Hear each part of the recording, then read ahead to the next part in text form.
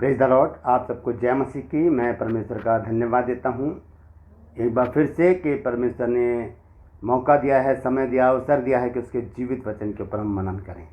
आज एक बहुत ही ज़रूरी बातचीत मैं आपके साथ करना चाहता हूँ और वचन के अनुसार, वचन के साथ कुछ खास मुद्दा है एक जो मैं आज आपके साथ शेयर करना चाहता हूँ। मैं आपसे गुजारिश करता हूँ कि पूरा वीडियो देखिएगा, क्योंकि पूरे वीडियो में ही सारी बातों का निचोड़ है। और ध्यान में रखिएगा कि हम अंतिम समय में जी रहे हैं और ये जिस तरह से हम जानते हैं कि सारी सृष्टि, पूरा संसार समाप्त होने वाला है, क्योंकि प्रभु यीशु मसीह का शुभ आगमन बहुत निकट है। तो इस समय में जो एक उथल पुथल सी मची हुई है पूरे मसीह समाज में, उसके विषय में थोड़ी सी बातचीत हम करेंगे। ठीक है, तो ध्यान से सुनिएगा सारी बातों को। वचन से मैं बातचीत करूंगा और आपसे गुजारिश करता हूं कि इस वीडियो को आप शेयर भी कीजिए ताकि बहुत से लोग इन बातों को जान सकें। हालेलुया। मैं आपका दोस्त पास्टर राज मैसी आपसे मुखातिब हूँ और आप देख रहे हैं मेरा यूट्यूब चैनल जिसका नाम है ब्रदर राज मैसी।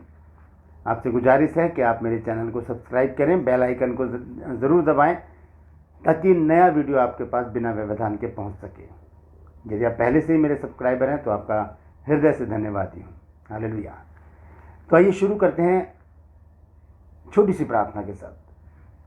आइए आंखों को बंद करेंगे। जीवित और महान दयालु पिता परमेश्वर, मैं तेरा धन्यवाद देता हूँ प्रभु, सुंदर समय के लिए जो तूने दिया है प्रभु जी। मैं प्रार्थना करता हूँ प्रभु जी, आज के वचन के द्वारा प्रभु तू हमसे बोल और बातचीत कर, और जो भी गुड़ भेद की बातें आज तो हमें बताना चाहता है वो अपने आत्मा के द्वारा हम पे प्रकट कर।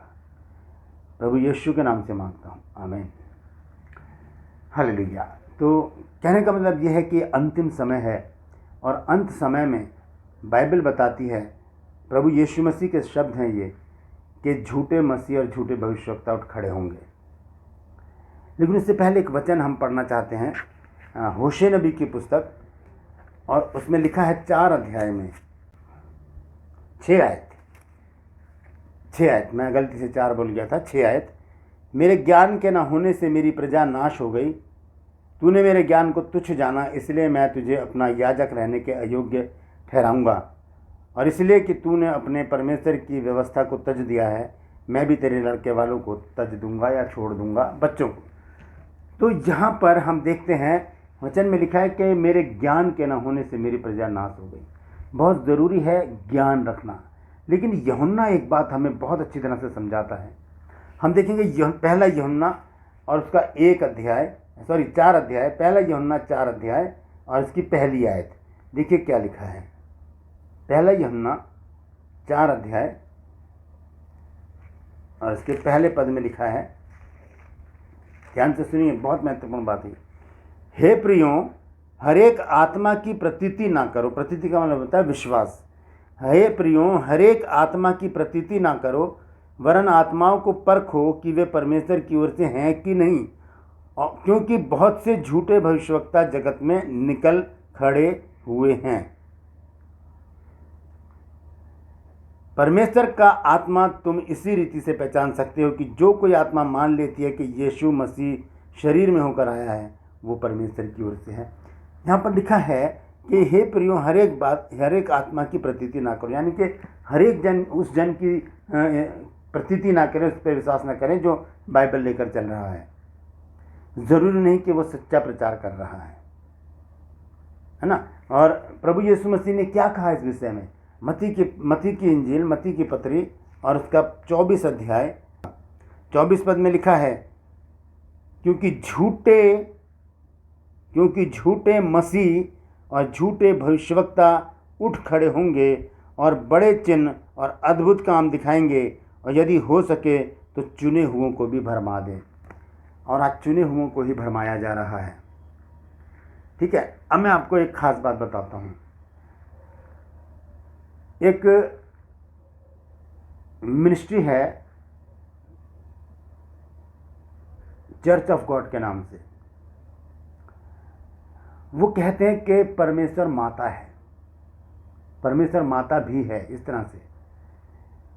तो ऐसा तो बाइबल हमें बताती ही नहीं है। मैं कुछ बातें, कुछ पॉइंट आपके सामने रखूँगा और आप देखिएगा, उसको जोड़ के देखिएगा कि किस प्रकार का ये प्रोपोगेंडा है। आज मेरी किसी स्त्री से बात हो रही थी, उन्होंने मुझे बताया इस बारे में कि माता, परमेश्वर माता भी है। वो मुझे समझाना चाह रही थी कि मैं मानूं इस बात को कि परमेश्वर माता है। मैंने उनको साफ कह दिया कि आप पूरा समय लीजिए अपना, मैं आपको टाइम दूंगा, लेकिन मैं आपकी बात को एग्री नहीं करता, क्योंकि ऐसा बाइबल हमें नहीं सिखाती। यही नहीं, और भी बहुत सारे लोग हैं जो बाइबल लेकर तो चलते हैं लेकिन झूठी शिक्षा फैला रहे हैं। तो हमें बहुत सावधान रहना है, क्योंकि अभी मैंने पढ़ा है मत्ती 24 के 24 आयत में कि हो सके तो चुने हुओं को भी भरमा दें। चुने हुए भी भरमाए जाएंगे। इतना याद रखिए, अगर आप चुने हुए हैं तो हो सकता है कि आपके विश्वास को भी तोड़ा जाए। तो मैं आपको ये मदर गॉड के बारे में बताना चाहता हूँ, परमेश्वर माता के बारे में। ये कहते हैं कि उत्पत्ति 1 अध्याय के 26 और 27 पद में लिखा है कि आओ हम मनुष्य को अपने स्वरूप में बनाएं। और उन्होंने आगे बताया कि वहाँ पर लिखा है कि परमेश्वर ने आदम और हव्वा को बनाया नर और नारी करके।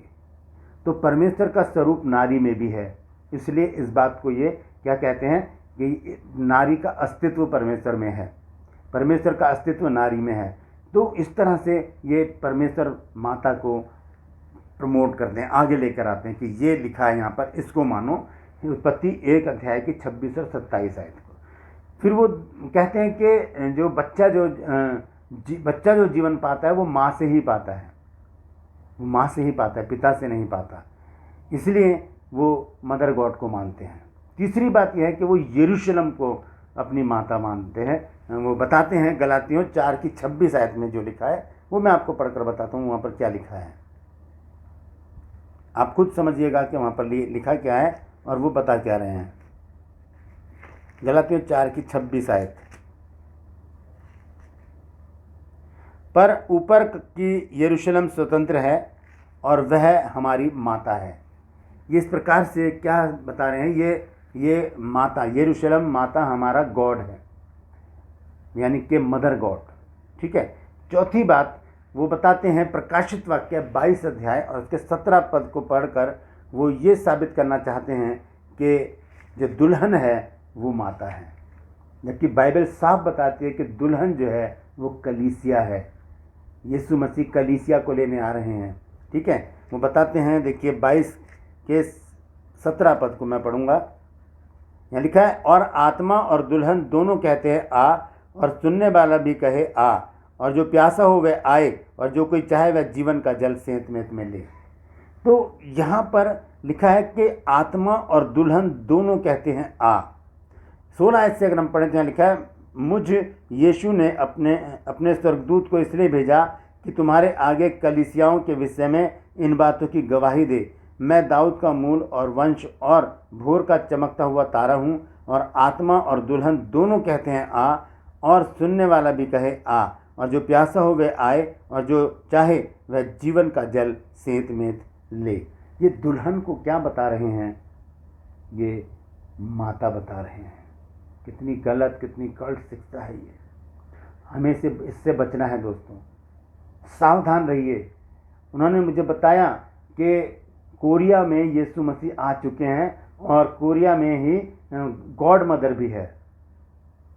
कितनी अचंभित बात है। बाइबल को किस तरह से ये तोड़ मड़ोड़ कर पेश कर रहे हैं और चुने हुओं को भरमाने का प्रयास कर रहे हैं। मुझे बहुत कोशिश की, आज मेरा 1.5 घंटा उन्होंने लिया और बहुत कुछ मुझे समझाया, लेकिन मैंने सुनी नहीं। मैंने भी बहुत कुछ उनको बताया, लेकिन वो हंस रहे थे, जैसे कि इग्नोर कर रहे हैं मेरी बात को, मजाक में उड़ा रहे हैं। लेकिन परमेश्वर ठट्ठों में नहीं उड़ाया जाता। हालेलुया। परमेश्वर ठट्ठों में नहीं उड़ाया जाता। और 5वीं बात है, वो शनिवार का दिन, सबत का दिन मानते हैं, शनिवार का दिन।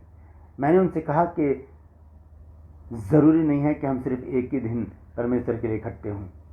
हमें तो प्रतिदिन परमेश्वर के पास आना चाहिए ताकि हम बचाए जा सकें और प्रभु यीशु मसीह के आगमन की हम तैयारी कर सकें। हालेलुया। फिर 6ठी बात है, वो कहते हैं यीशु मसीह की, ये बहुत ही शर्मनाक बात, बहुत ही शर्मनाक बात। उन्हें शर्म भी नहीं आई ये बात कहते हुए कि एक प्रभु है जो वो शादी करेगा क्या? आप खुद बताइए। अगर आप इस बात से एग्री हैं या डिसएग्री हैं, दोनों बातें मुझे कमेंट सेक्शन में लिखकर बताइए। क्या ये सही है? क्या कहते हैं वो? मैं पढ़ूंगा प्रेरितों के काम 19 अध्याय, सॉरी प्रकाशित वाक्य 19 अध्याय 7, 8 और 9 आयत। ये बहुत ही शर्म की बात है। उन्होंने बहुत ही बिना हिचक के मुझसे ये बात कह दी। 7 में लिखा है, आओ हम आनंदित और मगन हों और उसकी स्तुति करें, क्योंकि मेमने का ब्याह आ पहुंचा है और उसकी पत्नी ने अपने आप को तैयार कर लिया है। ये पत्नी कौन है? इसको बता रहे हैं ये मदर गॉड। और यीशु मसीह उससे शादी करेंगे, ये तो उतरती नहीं है, गले से नीचे उतरती नहीं है, दिमाग में बैठती नहीं है बात।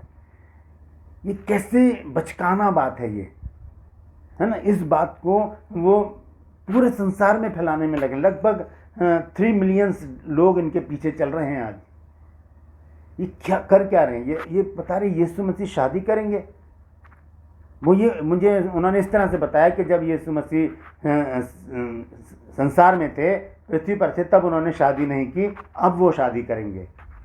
कितनी अजीब बात है। आपको कैसा लग रहा है ये सुनकर? आप बताइए मुझे कमेंट सेक्शन में, कैसा लग रहा है सुनकर? क्या ये सच है? आपके पास भी फ़ोन आ सकता है, आपके पास भी स्त्री आ सकती हैं, आपको भी भरमाने की कोशिश कर सकती हैं। इसलिए आप सावधान हो जाइए, इन लोगों को इग्नोर कीजिए और इनसे कोई बात मत कीजिए। ये आपके विश्वास को डांवाडोल करेंगे। तो यीशु मसीह की शादी के विषय में मैं पूरा पढ़ देता हूँ। 7, 8 और 9 आयत उस बहन ने पढ़वाई थी। लिखा है कि आओ हम आनंदित और मगन हों और उसकी स्तुति करें, क्योंकि मेमने का ब्याह आ पहुँचा और उसकी पत्नी ने अपने आप को तैयार कर लिया है, और उसको शुद्ध और चमकदार महीन मलमल पहनने का अधिकार दिया गया, क्योंकि उस महीन मलमल का अर्थ पवित्र लोगों के धर्म के काम है। और 9 आयत में लिखा है, और उसने मुझसे कहा, यह लिख कि धन्य वे हैं जो मेमने के ब्याह के भोज में बुलाए गए हैं। फिर उसने मुझसे कहा, ये वचन परमेश्वर के सत्य वचन हैं। अब बताइए, ये झूठे लोग संसार में अब उठ खड़े हुए। ये बाइबल की सच्ची बातें हैं। अगर ये लोग नहीं आते तो हमें नहीं पता चलता कि बाइबल सच्ची है। बाइबल की सच्चाई हमारे सामने आ रही है, और ये बात और हमारे सामने आ रही है कि हम अंतिम समय में जी रहे हैं। ये अंत का समय है। चाहे वो कोई पास्टर हो, चाहे वो ये गॉड मदर वाले हों, चाहे कोई भी हों, ये अपना प्रोपेगेंडा सिद्ध कर रहे हैं। हमें वही करना है जो बाइबल बता रही है। हमें किसी के भरमाए में नहीं आना।